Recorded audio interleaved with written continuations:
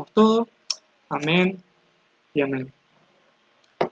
Como les decía, el tema de esta mañana se titula La consolación en la crisis. La consolación en la crisis.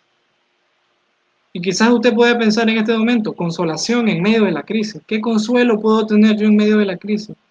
Si lo único que tengo es que estar encerrado en mi casa, estar triste, no puedo ir a la iglesia, no puedo ver a mis familiares, no puedo abrazar a las personas que quiero, no puedo andar tranquilamente por la calle sin el temor a contagiarme del virus, sin el temor de atraer el virus a mi familia y que mi familia pueda perecer algún familiar mío. ¿Qué consolación puedo tener yo? ¿Qué tipo de confort puedo sentir en una situación en la que yo no puedo vivir como vivía antes?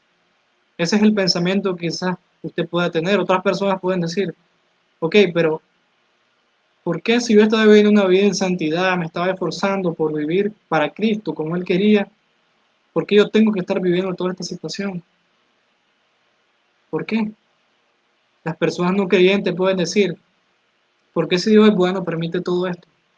Son preguntas que normalmente nosotros nos podemos estar haciendo en este momento. Mi propósito es responderlas no conforme a lo que yo creo, sino conforme a lo que la palabra dice. La palabra nos da un consuelo. Usted puede encontrar más de un centenar de promesas que Cristo le hizo a su iglesia. Hay promesas para la iglesia y hay promesas para el pueblo de Israel. Y aún las promesas para el pueblo nuestro, para la iglesia, son mucho más gloriosas. Porque nosotros no vamos a padecer la tribulación. Nosotros no vamos a padecer persecución en el tiempo de la tribulación. Porque todo aquel que ya ha recibido a Cristo como su Señor y su Salvador, tiene la plena seguridad que si muere hoy o si Cristo viene hoy, se va con Él. Y allá no va a haber más COVID-19, allá no va a haber más tener que pagar la deuda en la venta, ¿verdad? No va a tener que haber nada de eso. Simplemente vamos a depender del Señor, como Él siempre ha querido que lo hagamos. Alabar su nombre para toda la eternidad. Él preparó eso desde antemano, desde antes de la fundación del mundo. Martín Lutero, el reformador, ¿verdad? Alemán, padecía de muchas decepciones, él todo el tiempo estaba sumido en depresiones. Él padecía de lo que actualmente nosotros conocemos como estado depresivo. En medio de una de sus grandes luchas, muchas veces su condición era de tal tristeza y desánimo que no salía de su habitación por largo tiempo. Imagínense que Martín Lutero no salía de su cuarto, vivía en estado depresivo grande. Martín Lutero vivió la peste negra, una de las pestes que no se compara ni siquiera con las muertes que hemos tenido por el COVID. Acabó con casi todo el viejo continente, con todo el continente de Europa acabó. Esto fue, ¿verdad?, transmitido por las ratas y a su vez, ¿verdad?, por las pulgas que llevaban las ratas. En cierta oportunidad, su esposa Catalina, sabiendo que Martín se encontraba muy deprimido, se presentó delante de él totalmente vestida de negro. Y le dijo, Martín al verle le dijo, mi amor, ¿quién ha muerto? Catalina le respondió en tono triste, Dios ha muerto. Esto es una blasfemia, replicó Martín. ¿Cómo puedes decir eso, Catalina? Eso es una blasfemia, aseveró muy indignado. Catalina le dijo, eso es precisamente lo que tú siempre estás diciendo con tus actitudes. Cada vez que crees que los problemas no tienen solución, cada vez que estás triste, acongojado y desesperado, estás diciendo que Dios ha muerto. En ese preciso momento, Martín Lutero se puso de rodillas y oró diciendo, oh Dios, perdóname, me arrepiento. Es increíble que el reformador Martín Lutero, un hombre que tuvo el valor para clavar 95 tesis en la iglesia de Wittenberg, siendo un maestro de la universidad, dejó todo lo que él creía para confiar en lo que la palabra realmente decía. Tenía problemas también. Él también tenía luchas personales, pasaba circunstancias y aflicciones difíciles. ¿Qué quiere decir esto? Nosotros también estamos propensos a sufrir, amados hermanos. El hecho de que usted y yo estemos sufriendo no quiere decir que no confiamos en Dios, que tenemos temor, no quiere decir que entonces no confiamos en Dios. Sí, eso muestra un poco de falta de fe, pero somos humanos, estamos propensos a sentir temor. Cristo se despojó de muchos de sus atributos cuando estuvo aquí. ¿Para qué? Para vivir lo que usted está viviendo. Él pasó hambre, pasó sed, pasó distintos tipos de circunstancias. Imagínese pasar 40 días en el desierto sin comer, caminar largos trechos donde no hay agua. En el desierto no hay agua. En todo Israel, en ese tiempo era muy difícil encontrar agua. Y Jesús caminaba largos trechos y ni siquiera en bicicleta, ni siquiera en bus, no había. Tenía que caminar. Y todo eso Él lo hizo en su condición de hombre. Entonces todas estas circunstancias difíciles que estamos afrontando es algo totalmente normal que nosotros nos sintamos atemorizados. Pero tenemos consuelo en la palabra del Señor. Esta carta, la primera carta de Pedro, como bien lo dice, fue escrita por Pedro. Hay algunos eruditos que dicen que tal vez pudo haber sido Pablo, otros que fue Santiago, pero la carta nos dice que fue Pedro. Él estaba en Babilonia, dice en el capítulo 5, versículo 13, usted lo puede leer ahí, dice que él estaba en Babilonia, pero ahora, ¿a qué se refiere a Babilonia? Si en ese momento Babilonia ya no existía. Parece que se refiere a Roma. En ese momento los escritores, para evitar problemas con el Imperio Romano, ellos le llamaban Babilonia a Roma, así como el apóstol Juan le llama la amada a la iglesia, para que verdad las cartas no fueran interceptadas por a su vez también el Imperio Romano. Entonces los escritores de ese momento tenían que utilizar claves para poder enviar las cartas, para que así cuando los soldados romanos interceptaran las cartas, ellos no entendieran a qué se refería. Normalmente cuando un mensajero llevaba una carta siempre tenía que pasar por un soldado, tenía que ser revisada, ¿verdad? Para que eso no fuera ningún complot en contra del emperador o cualquier tipo de cosa de eso. Entonces en realidad el apóstol se encontraba en Roma cuando escribió esta carta. La fecha de composición de esta carta data entre el 64 y el 65 después de Cristo. Ahora hay un dato muy importante, el apóstol Pablo murió entre esa fecha, entre el 64 y el 65 después de Cristo. Ahora imagínense que la figura más importante del Evangelio en ese entonces había fallecido. ¿Cómo cree usted que se debe haber sentido todo el cristianismo en ese entonces? Sí, el apóstol Pablo fundó la iglesia junto con los 11 discípulos, ¿verdad? Que estaban, pero el apóstol Pablo se convirtió en la figura más importante. Dios le elevó a pesar de no haber sido un discípulo de él.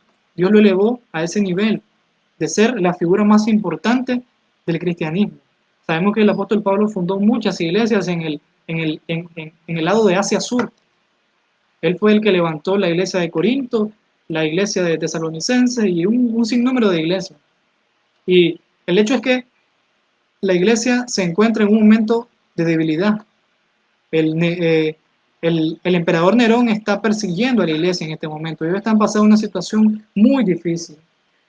Pedro envía su carta a los cristianos que residen en Ponto, Galacia, Capadocia, Asia y Bitinia. Eso lo podemos ver en el capítulo 1, versículo 1 de Primera de Pedro. Estos lugares dice que eran 5 provincias que hoy pertenecen a Turquía. Todo lo que es Turquía es a lo que Pedro le envió esta carta. Y a su vez, ellos formaban parte del vasto imperio romano. O sea que ellos también estaban sufriendo. ¿Qué estaban sufriendo? Persecución, estaban sufriendo discriminación, asedio, muertes. El emperador Nerón tenía la costumbre de tomar a los cristianos y ponerlos como luces en las calles. Les prendían fuego y los ponían en palos, en postes, para que iluminaran la calle. Imagínense qué difícil habrá sido vivir en esa situación. Ahora, esta carta es principalmente dedicada a los gentiles que vivían y que residían en esas 5 provincias de Roma. Sabemos que muchos de los judíos que vivían aquí pudieron haber estado en el discurso de Pedro allá en Pentecostés, por lo cual ellos pudieron haber evangelizado a todos estos pueblos gentiles, a todas estas provincias, por lo cual de ahí se pudo haber fundado la iglesia, ¿verdad? Que estaba en estas 5 provincias. Entonces, sabemos que los judíos ya tenían un conocimiento de lo que era el sufrimiento, 300 y pico de años eh, bajo el yugo de Faraón, estuvieron 70 años bajo Nabucodonosor, bajo el Imperio Romano seguían siendo presionados, pero los gentiles no tenían conocimiento de eso, ellos nunca habían sido perseguidos. Por eso Pablo les escribe esta carta. Vamos a comenzar y quiero que me acompañen al versículo 12 del capítulo 4 de la epístola de Primera de Pedro. Amados, no os sorprendáis del fuego de prueba que os ha sobrevenido, como si alguna cosa nueva o extraña os aconteciese. Comienza de una manera muy preciosa, y él dice amados. ¿Por qué razón él les dice amados? Por la única razón para levantar el ánimo a estas personas, de recordarles que Cristo ya había muerto por ellos. Ese era el propósito por el cual él estaba haciendo eso. Y les llama amados. Amados, no os sorprendáis del fuego de prueba que os ha sobrevenido. Ellos estaban siendo, como dije antes, perseguidos por Nerón. Estaban siendo asediados, estaban siendo presionados. Todas las cosas que ellos estaban haciendo estaban causando que ellos sufrieran. Ellos estaban sufriendo una situación muy difícil, una situación que nosotros no estamos viviendo. Sí, es muy difícil esta situación de no poder salir, de no poder ver a nuestros familiares. Pero qué difícil sería que usted ni siquiera pudiera estar haciendo lo que estamos haciendo ahorita, poder escuchar la palabra. Que usted no pudiera ni siquiera salir a su trabajo porque es cristiano y porque lo van a matar si usted sale, sabiendo la gente que usted es cristiano.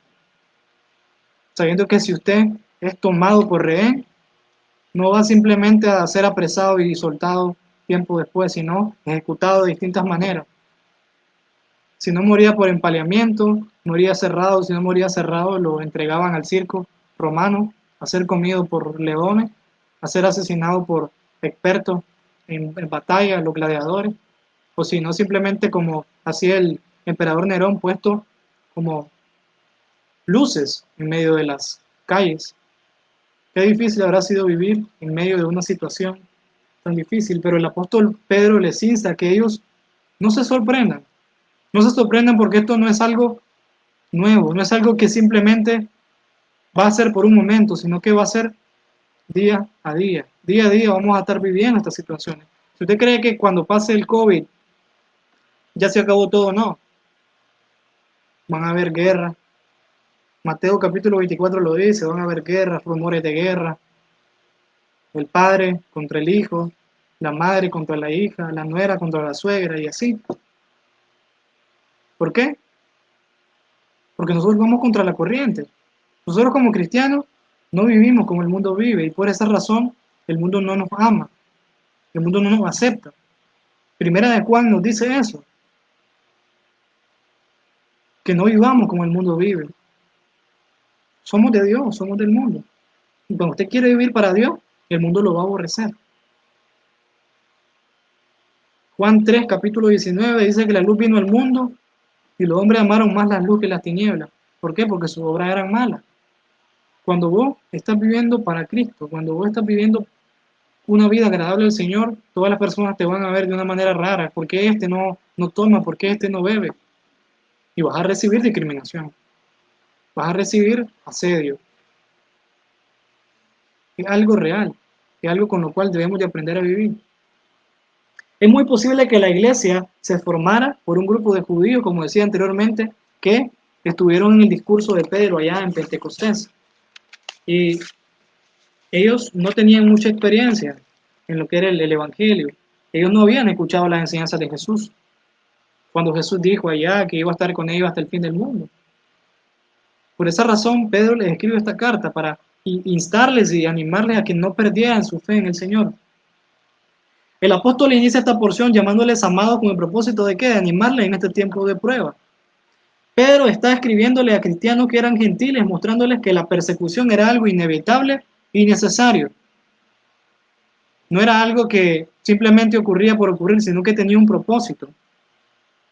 Así estos cristianos tienen que ver lo que les está ocurriendo como el proceso de purificación que va a resucitar su fe genuina. Y esto ocurre con el propósito de probar nuestra fe. Ahorita esto está ocurriendo con el propósito de que nosotros podamos ser pasados por el fuego. Ahí mismo la porción nos dice que el fuego de prueba. El griego con el que fue escrita, ¿verdad? El original, la palabra fuego implica prueba, implica un examen, una evaluación de cómo está nuestra fe, de cuánta dependencia nosotros estamos teniendo del Señor. Conversaba con alguien, ¿verdad? Esa persona me contaba su situación, la situación que estaba viviendo en su hogar. Y me venía a la mente, allá cuando Goliat aparece y todo el pueblo está amedrentado, está atemorizado y no saben qué hacer. Hombres con mucha experiencia en la guerra. El rey Saúl, un hombre que había ido a la guerra, que tenía experiencia en la guerra, no encontraba a alguien que pudiera hacerle frente al filisteo. Y este joven, un jovencito pastor, un jovencito sin ninguna experiencia en la guerra, es traído a donde el rey Saúl. El rey Saúl le pone una armadura, él se la prueba. Y a mí me llama mucho la atención cómo David le responde al rey Saúl y le dice: Rey, yo nunca he utilizado esto, no sé cómo manejarlo. Pero confío en que Jehová, el rey de los ejércitos, estará conmigo. Y ese mismo Dios le ayudó a que con una sola piedra derrotara a ese gigante. ¿Qué nos quiere decir esto? ¿Por qué cree usted que David pasó tanto tiempo en el desierto luchando con leones, luchando con fieras muy terribles, con osos, con diferentes tipos de animales que pudieron haber acabado con su vida? Sin embargo, no ocurrió así, porque Dios lo estaba preparando, no solamente para que derrotara a David, sino para que fuera el rey de Israel. Dios ya nos dotó de una armadura. En Efesios 6 ya está esa porción que nosotros necesitamos. Dice que Él nos dio la fe. ¿Para qué? Para que contrarrestemos todas las flechas que vienen en contra de nosotros. Tenemos la oración, tenemos la palabra del Señor y tenemos a su Santo Espíritu, que siempre nos está ayudando en nuestras debilidades. Nosotros, así como David, no necesitamos que nos pongan una armadura espiritual. No, ya la tenemos. Ya Dios nos dotó de todo lo que necesitamos. Y Él sabe que todo lo que estamos pasando, nosotros podemos sobrellevarlo. Él nunca va a poner una carga sobre usted y sobre mí que nosotros no podamos llevar. Quiero que me acompañe a Romanos capítulo 5, versículo 3 al 5. Ahí vamos a ver cuál es el propósito principal de la prueba. ¿Por qué nosotros pasamos pruebas? Quiero que me acompañe. Romanos capítulo 5, versículo del 3 al 5. Mire lo que dice esta porción tan preciosa. Y no solo esto, sino que también nos gloriamos en las tribulaciones, sabiendo que la tribulación, ¿qué? Perdón, produce paciencia. Y la paciencia, prueba. O sea que si usted es paciente, hermano, déjeme decirle que la prueba va a seguir llegando porque Dios va a querer moldearle más. Si usted ve el ejemplo de Job, un hombre que justo como ninguno sobre toda la tierra. Y sin embargo, ¿qué hizo Dios? Permitió que Satanás lo presionara a tal punto de perder todo lo que tenía. Dios quería tratar con Job, quería mostrarle que él tenía mejores cosas. No solamente le duplicó toda su riqueza, todos sus hijos, y fue un hombre próspero, sino que también Dios le enseñó que él tiene el control de todo. Dios nunca permitió que Job perdiera la vida. Demostró lo que realmente significa depender de Dios. A veces tenemos que pasar situaciones como la de Job para poder aprender a confiar en Dios.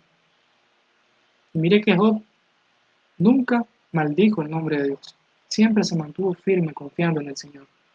Continuamos. Y la paciencia prueba, versículo 4. Y la prueba, esperanza. Dígame usted, ¿cómo va a tener esperanza si no hay prueba?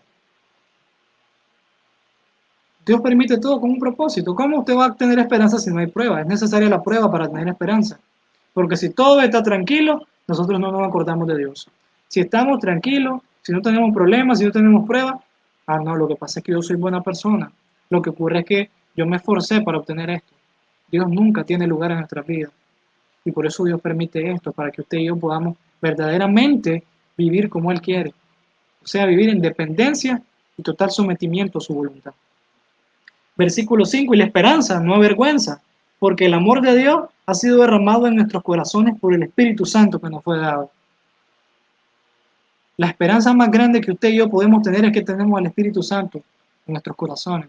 Y que cualquier situación que venga, nosotros la vamos a poder sobrellevar en las fuerzas no nuestras, sino en las fuerzas que el Espíritu Santo nos dota, que Dios nos dota por medio de su Espíritu Santo. Miren lo que dice ahora segunda de Tesalonicenses, capítulo 10, versículos 35 y 36. Segunda de Tesalonicenses, capítulo 35 y 36. Mire qué precioso lo que dice. Segunda de Tesalonicenses 1, segunda de Tesalonicenses, capítulo 1, versículos 3 y 4, discúlpenme. Segunda de Tesalonicenses 1, 3 y 4. Debemos dar gracias a Dios por vosotros, hermanos, como es digno, por cuanto vuestra fe va creciendo y el amor de todos y cada uno de vosotros abunda para con los demás. Tanto que nosotros mismos nos gloriamos de vosotros en las iglesias de Dios por vuestra paciencia y fe en vuestras persecuciones y tribulaciones que soportáis.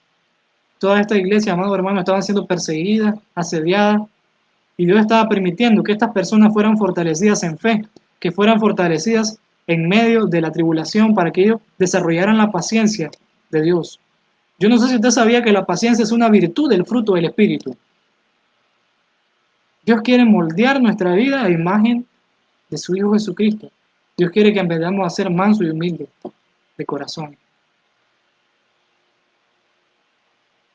Dice Jesús, venid a mí todos los que están cansados, todos los que están cansados y cargados, yo los haré descansar. Llevad mi yugo, que es fácil y ligera la carga. Y aprended de mí, que soy manso y humilde de corazón. Necesitamos mansedumbre, humildad, la humildad principalmente. Que las cosas nunca se van a hacer siempre como nosotros queremos, sino que la voluntad de Dios debe de ser algo que anhelemos, aún en medio de que las cosas no nos gusten, cómo están saliendo. Dios permite cada prueba con un propósito específico. ¿Cuál es? Fortalecer nuestra confianza y dependencia en Él, que tengamos paciencia. La paciencia es una prueba muy real de la fe. Si usted tiene dependencia en Dios, va a tener paciencia de que a su tiempo las cosas van a ocurrir, no al tiempo nuestro, sino al tiempo de Dios. Isaías capítulo 29 dice que nuestros pensamientos, Jeremías capítulo 29 dice que Dios tiene grandes cosas preparadas para nosotros, pensamientos de paz y no de mal, para darnos ¿qué? El fin que esperamos. ¿Por qué? Porque a veces nosotros queremos cosas y ni siquiera las entendemos. Estamos pidiendo cosas que ni siquiera sabemos si van a ser buenas para nosotros. Y Dios quiere darnos más de lo que esperamos. Sus pensamientos son más grandes que nuestros pensamientos, sus caminos más que nuestros caminos. Y a pesar de que Job no había nacido para el tiempo del profeta Isaías y Jeremías, él entendió eso. Él entendió eso perfectamente. Y él dijo, yo sé que mi Redentor vive y que del polvo me levantará. Tenía una plena confianza este hombre. No simplemente era justo, sino que en medio de esa situación él entendió que Dios tenía el control de todo. A diferencia de los cristianos del siglo I, nosotros entendemos que las pruebas son vitales e importantes. En un mundo donde debemos nadar contra la corriente, es inevitable no ser perseguidos, es inevitable no ser vituperados, es inevitable no ser discriminados, es inevitable porque vamos en contra de lo que el mundo enseña. El mundo enseña que los jóvenes deben tener sexo antes del matrimonio. Nosotros enseñamos que el matrimonio es el momento para hacerlo. El mundo dice que tomar no es malo. La Biblia nos dice que nosotros no debemos destruir el templo del Espíritu Santo. El mundo dice que nuestro subconsciente es el que permite que nosotros pequemos. Y nosotros no tenemos culpa, porque es nuestro subconsciente. Nosotros no estamos conscientes de lo que hacemos. Y Romanos 3:23 dice que, por cuanto todos pecamos, estamos destituidos de la gloria de Dios. Romanos 3:10 dice que no hay justo ni un uno. No hay uno que haga el bien. Entonces nosotros vamos totalmente en contra de lo que el mundo enseña. ¿Cómo nosotros vamos a poder vivir en un mundo en paz, donde no podemos ser como ellos? Es algo real, es algo del día a día que nosotros vamos a ser perseguidos. Eso está por venir, es algo real, amados hermanos. Una pregunta muy común es esta: si yo soy bueno, ¿por qué sufro? Si yo soy bueno, ¿por qué sufro? ¿Por qué me pasa esto a mí? En ese caso responderíamos con otra pregunta nosotros también. Si un vil pecador como yo vive en este mundo, haciendo diferentes tipos de cosas que no le agradan al Señor, ¿cómo me pueden pasar cosas buenas a mí? Esa es la pregunta que deberíamos hacernos. Si a pesar de que el Señor me rescató, no estoy viviendo una vida agradable al Señor, ¿por qué yo me tengo que preguntar por qué cosas malas me pasan a mí? Si más bien nos deberíamos de preguntar por qué cosas buenas me están pasando. Aún siendo nosotros cristianos, no merecemos nada de lo que el Señor nos da. La misma salvación es algo que no merecemos. Ni que todo el mundo hubiera muerto, nosotros hubiéramos podido llenar el estatus de Dios, llegar a la santidad que él necesitaba. Tenía que haber venido su Hijo Jesucristo en carne para sufrir todos los padecimientos que nosotros estamos sufriendo y entonces llevar la carga, llevar todo el pecado de usted y de mí. Esa pregunta es algo ilógico que nosotros nos hacemos porque no merecemos nada. Todo esto no es ni comparado a lo que realmente merecemos. Nosotros merecemos la muerte, la separación de Dios. Pero Dios, por medio de su Hijo Jesucristo, nos reconcilió consigo mismo y nos dio bendiciones espirituales en los lugares celestiales. Hay coronas que están esperando por nosotros. De hecho, el que soporta la prueba, hay una corona para él. La persona que es paciente, hay una corona. Hay galardones para nosotros. Pero debemos de aprender a confiar en el Señor. Cristo dijo en Lucas 9:23, si alguno quiere venir en pos de mí, niéguese a sí mismo y tome su cruz. Y mira qué importante lo que dice Lucas 9:23. No dice tome su cruz una vez al mes, tome su cruz una vez al año, tome su cruz día de por medio. No, tome su cruz cada día. ¿Con eso qué quería decirnos el Señor? Que el tomar la cruz, el vivir vituperio, el vivir aflicciones, el vivir dificultades, es algo diario. Es algo que vamos a estar viviendo constantemente. Es algo real. Es algo del día a día. Por lo tanto, debemos de tomar esa cruz. Debemos de entender lo que realmente significa seguir a Jesús. Estar totalmente seguro de que pase lo que pase, venga lo que venga, Él tiene el control. Y estar dispuesto a soportar lo que venga. Porque eso es lo que significa seguir a Jesús. Estar dispuesto a lo que venga sin nunca negarle a Él. Si usted se hace una pregunta, ¿qué significa la cruz? ¿Qué significa la cruz? La cruz significa maldición. Maldito todo aquel que muriera en el madero, la palabra dice. Tanto para los judíos como para los gentiles era maldición. Entonces, ¿qué espera usted siendo cristiano? Que toda la gente le sonría, que toda la gente le salude con felicidad. No puede esperar eso. Porque si usted quiere vivir como Cristo vivió, tiene que soportar lo que Él soportó. Y eso más bien debería de ser un privilegio para nosotros. Vivir todas las aflicciones que Él vivió. ¿Por qué? Porque de esa manera nosotros nos estamos pareciendo cada vez más a Él. Entre más sufrimos, más nos parecemos a Él, porque más Dios moldea nuestras vidas. Con toda razón, el apóstol Pablo dice que la prueba no debe ser algo que como cristianos sea nuevo, algo que no debe esperarse. El apóstol Pedro lo dice aquí, que no es algo extraño, algo que no va a seguir pasando, es algo con lo cual debemos de aprender a vivir. Piense un poco qué hubiera sido el cristianismo si la iglesia no hubiera sido perseguida. Piense un poco, deténgase y piense, ¿qué hubiese sido de la iglesia si el cristianismo no hubiera sido dispersado? Piense, ¿Qué hubiese sido si el emperador Nerón, si todos los 10 emperadores que persiguieron a la iglesia, si la Santa Inquisición, si los gobiernos no hubiesen perseguido a la iglesia, ¿qué hubiese pasado? No se hubiera predicado el Evangelio en tantos lugares. De hecho, el Evangelio no hubiese llegado a América.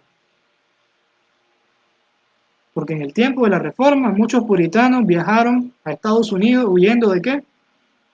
Huyendo de la persecución. Y por esa razón, después, eso se fue extendiendo poco a poco. Llegó a Latinoamérica, luego a Centroamérica.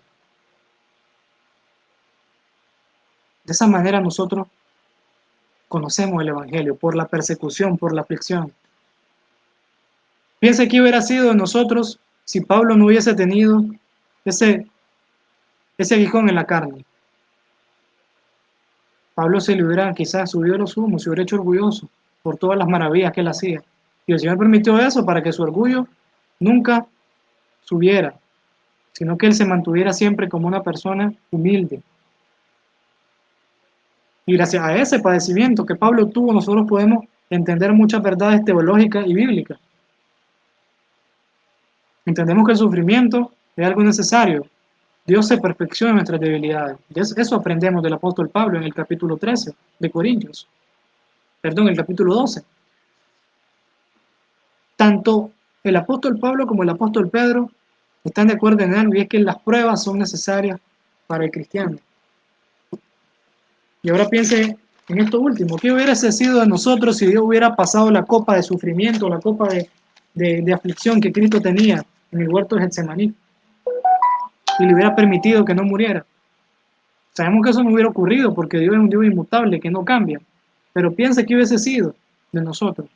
No estuviésemos aquí, estuviésemos muertos espiritualmente.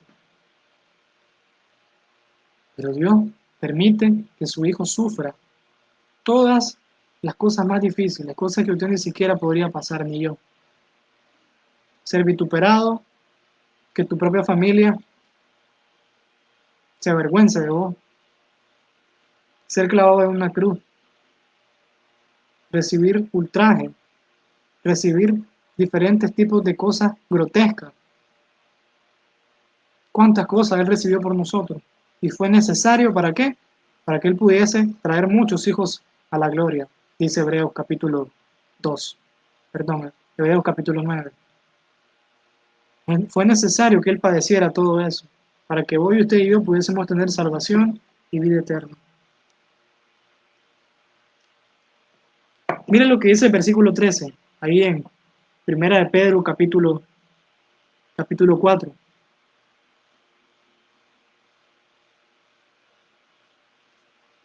Dice, sino gozaos por cuanto soy participante de los padecimientos de Cristo, para que también en la revelación de su gloria os gocéis con gran alegría. Está haciendo el contraste. No nos sorprendamos del fuego de la prueba, sino gozaos, sino manteneos gozosos, viviendo tranquilos, viviendo confiados, teniendo el agrado de vivir lo que Cristo vivió, viviendo el agrado de estar siendo perfeccionados por medio de la aflicción y de la prueba. El apóstol Pablo entendió esto perfectamente ahí en Filipenses capítulo 3, versículo del 8 al 10. Acompáñenme ahí a Filipenses 3, del 8 al 10. Mire lo que dice. Y ciertamente aún estimo que todas las cosas como pérdida por la excelencia del conocimiento de Cristo Jesús. Usted no puede conocer al Señor si no vive prueba. Es algo real. No puede conocer al Señor si no está pasando aflicciones. Porque el ser humano trabaja de esa manera. Nadie me puede decir que conoce al Señor o que conoció al Señor simplemente porque sí, porque de su corazón santo y bueno, Él quiso proceder al arrepentimiento. No, siempre tuvo que haber una circunstancia, algo por lo cual el Espíritu Santo pudo tocarnos ahí y convencernos de pecado, regenerarnos y transformarnos. La prueba es necesaria para conocer a Cristo tal cual es y vivir como Él vivió. Mi Señor, por amor del cual lo he perdido todo y lo tengo por basura para ganar a Cristo. Versículo 9, y ser hallado en Él, no teniendo mi propia justicia, que es por la ley, sino la que es por la fe de Cristo. La justicia que es de Dios por la fe. La justicia solo se alcanza por la fe. Los reformadores utilizaban una, una métrica que inventó Aristóteles. Y Aristóteles decía que cuando un escultor estaba, ¿verdad?, haciendo una obra de arte, él utilizaba un instrumento. Y la causa instrumental, o lo que permitía que esa obra de arte fuera finalizada, era el martillo y el cincel.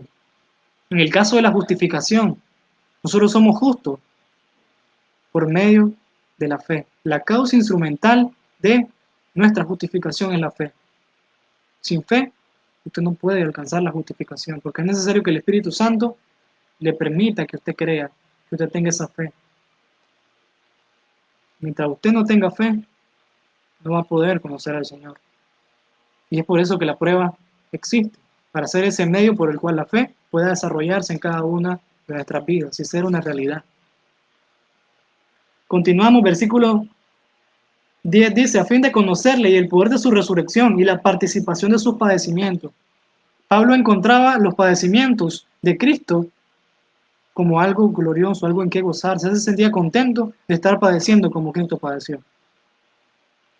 Se sentía muy feliz de vivir como Cristo vivió.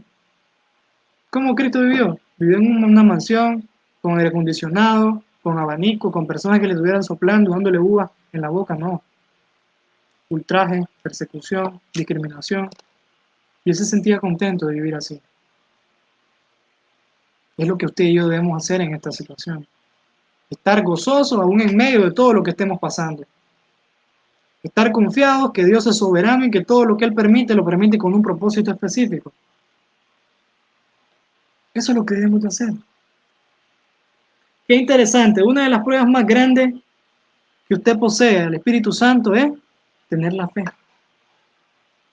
Y Dios, por ende, te dice que sos hijo de Dios. Cuando vos tenés el Espíritu de Dios, por ende, fuiste sellado. Y, por ende, tenés la garantía de ser hijo de Dios. Aquel que no pasa prueba, no es hijo de Dios. ¿Cómo yo puedo saber eso? Romanos 8, capítulo 17 al 25 lo dice. Mira qué precioso. Romanos 8, 17. Y si hijos, también herederos, herederos de Dios y coherederos con Cristo, si es que padecemos juntamente con Él. Si usted es un hijo de Dios, ¿qué dice que tiene que hacer? Padecer juntamente con Cristo. Si usted no quiere recibir pruebas, entonces no entre al cristianismo.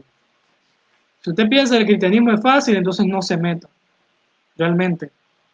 Si usted no entiende lo que es seguir a Cristo, mejor no se meta al cristianismo, porque el cristianismo es para valientes. La palabra dice que el reino de Dios es para los valientes.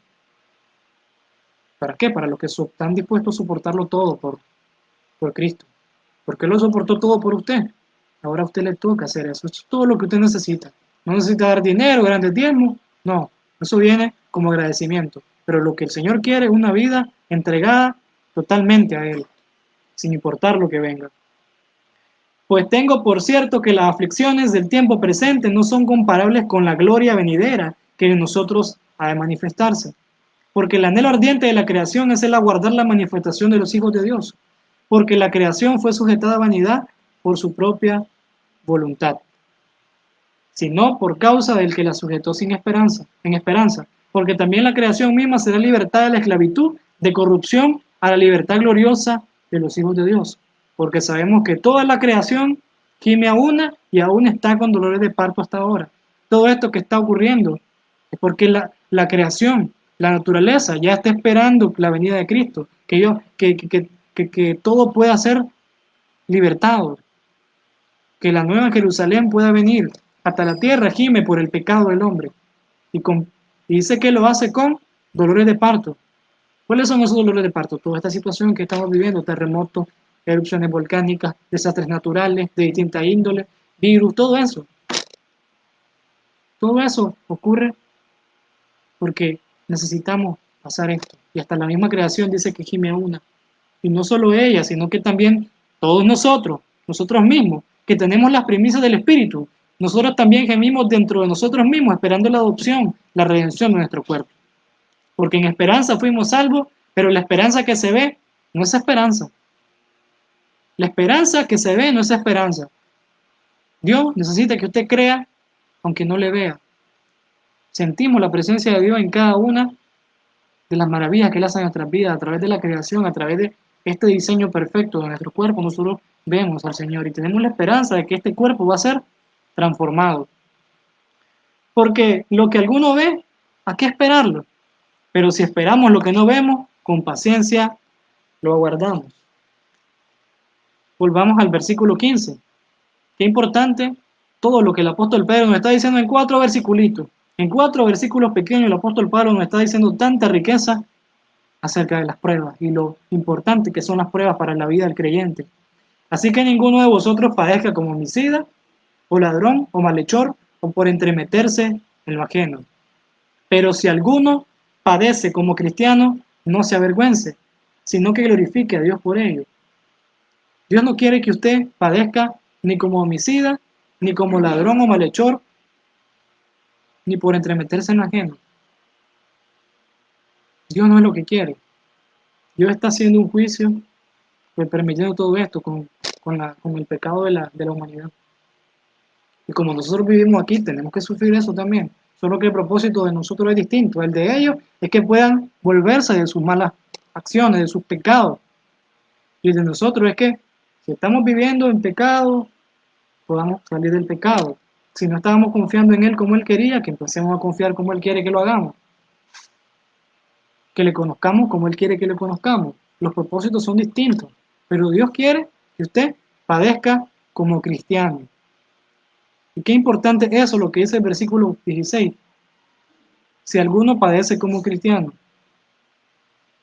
O sea que ser cristiano implica algo. ¿Qué es lo que implica? Vamos a verlo. El ser cristiano implica un contraste entre la diferencia del mundo y la diferencia que tiene que haber en el cristiano. El cristiano no puede vivir como el mundo vive. Por ende, ¿qué implica también? Persecución, discriminación, aflicción. Si alguno padece como cristiano, la palabra cristiano sabemos que fue dada por burla. Era una burla para con los que seguían a Jesús en el tiempo de la fundación de la iglesia primitiva. Y luego eso se fue convirtiendo en algo importantísimo y hasta nuestros días. Cuando una persona dice que es cristiana, tiene que dar testimonio vivo. ¿Por qué? Porque lo que está llevando no es algo, no es una membresía cualquiera, está llevando el nombre de Cristo en sus manos. A veces nosotros, con nuestras malas actitudes, con las malas costumbres, con las malas mañas que tenemos, estamos vituperando el nombre de Cristo, estamos tomando en vano el nombre de Dios. Y es algo que no debe estar ocurriendo. El apóstol Pedro hace el contraste, pero nosotros padecemos ¿como qué? Como cristianos. Debe ser un gozo y un placer padecer siguiendo el ejemplo de Cristo. El ejemplo de piedad y rectitud de nuestro Señor y Salvador. Eso es lo que significa padecer como cristiano. Padecer siguiendo el ejemplo de piedad, el ejemplo de confianza, de dependencia, de sometimiento que Jesús tuvo para con su Padre. Aún en medio de la muerte vicaria, Él cayó. Él nunca se quejó. Siempre estuvo confiado en la voluntad de su Padre. Debemos dar gloria a Dios por todo esto, porque nos va a fortalecer, a afirmar y establecer. Quiero terminar con esta hermosa palabra que nos da el apóstol Pedro. Ahí mismo, en Primera de Pedro. Solo se va a saltar un capitulito más. Primera de Pedro 5:10. Se está despidiendo de esta iglesia, de estas 5 provincias del vasto imperio romano. Aquí se está despidiendo y les dice: mas el Dios de toda gracia, que nos llamó a su gloria eterna en Jesucristo, después que hayáis padecido un poco de tiempo, Él mismo perfeccione, afirme, fortalezca y establezca. Y eso es lo que el Señor quiere para usted y para mí en esta preciosa mañana. Él quiere decirle que después de que usted haya padecido todo esto, usted va a ser, número 1, perfeccionado. Número 2, afirmado. Número 3, fortalecido. Y número 4, establecido. Y todo esto en Él. Va a ser perfeccionado en Cristo, como lo dice Filipenses capítulo 1, versículo 6, que vamos a ser perfeccionados día a día hasta la venida de Cristo. Vamos a ser afirmados cada vez en Él porque vamos a confiar más en Él. Vamos a ser fortalecidos por el Espíritu Santo. Nos va a fortalecer para sobrellevar todo esto, no nuestra fuerza, sino la fuerza de Dios. Y principalmente establecidos en Él. Estar establecidos en el Señor. Depender total y plenamente de su voluntad. Esta situación es muy difícil, como decía al inicio de la transmisión, pero hay un consuelo, y ya usted lo puede conocer, el consuelo en medio de la aflicción. Que esto que estamos pasando no se compara, dice, con las glorias venideras. Hay un consuelo, que todo esto que estamos pasando es para perfeccionarnos, afirmarnos y establecernos. Si eso no le consuela a usted, qué tristeza por usted, pero yo creo que eso es algo que nos debe de hacer sentir muy felices, de que a pesar de estar así, Dios está teniendo el control de todo. Siempre tiene el control. Siempre todo lo que ocurre, ocurre bajo la soberanía del Señor. Le voy a invitar a que ahí donde está, incline su rostro y cierre sus ojos, para que quedemos despedidos de esta manera. Padre bueno y misericordioso que estás en el cielo, gracias Señor porque tus misericordias son desde la eternidad y hasta la eternidad. Agradecemos Padre por este precioso momento en el cual pudimos compartir tu palabra y aprender que tú nos das consuelo en medio de esta aflicción. Que tú permites todo esto con un propósito específico y es que nos gocemos de compartir, Señor, esos padecimientos que tu Hijo amado Jesucristo llevó, Señor, por cada uno de nosotros en la cruz del Calvario, cuando estuvo aquí, Señor, viviendo en este mundo. Gracias por este momento. Gracias, Señor, porque tu palabra es fiel, porque tu palabra, Señor, es el lugar donde nosotros podemos ir cuando nos sentimos desanimados, cuando nos sentimos que no tenemos esperanza. Siempre ella nos está recordando por medio de tu Santo Espíritu que tenemos una esperanza gloriosa de que en tu venida vamos a ser transformados, que este cuerpo terrenal va a ser transformado por uno glorificado, que vamos a pasar la eternidad alabando y glorificando tu santo y divino nombre. Te pido por todos mis hermanos nuevamente. Bendigo, Señor, a todos los hermanos que estuvieron en esta transmisión. Sé tú fortaleciéndoles, bendice a sus familias. Señor, guárdanos en medio de esta situación. Guárdanos, Señor, a nuestras familias. Que podamos depender totalmente de ti y confiar en que tú tienes el control de todo. Y que cuando esto acabe, Señor, no podamos volver a la normalidad, no, que podamos volver renovados y transformados y con un fervor mucho más grande por glorificar tu nombre, por servirte de una mejor manera, Señor. Señor, aumentanos la fe, ayúdanos a crecer de manera espiritual y que todo lo que ocurra, Señor, sea para nuestro mutuo crecimiento. Gracias, Padre. Muchas gracias por este tiempo. Te alabamos, te glorificamos y te bendecimos en el nombre de tu Hijo amado Jesucristo, nuestro Señor y nuestro amado Salvador. Amén y amén. Así que, verdad, hermano, que el Señor me les bendiga. Una vez más, le agradezco, verdad, por estar pendiente de la transmisión. Sigamos orando, sigamos confiando en el Señor, porque Él tiene el control total. Él tiene el control de todo. Nuestra fe debe estar cimentada en Él, afirmada en Él, establecida en Él. Espero que muy pronto esta situación, ¿verdad? El Señor ya permita que acabe para que podamos volver a reunirnos, volver a tener los cultos, ¿verdad? Seguir gozándonos como nosotros amamos hacerlo. Poder seguir oyendo palabras del Señor, poder seguir cantando alabanzas y himnos, poder seguir visitando, evangelizando, ¿verdad? Pero como decía en la oración, ya no como lo hacíamos antes, sino que ahora con mucha más calidad, con excelencia, ¿verdad? Porque todo debe de ser en perfecta sintonía, en unidad. Así que Dios me les bendiga, hermano. Espero que tengamos un hermoso día, ¿verdad? Y que estemos constantes en la lectura de la palabra y la oración. Quiero saludar a verdad nuevamente a todos los hermanos que se conectaron y que Dios nos guarde y que nos bendiga.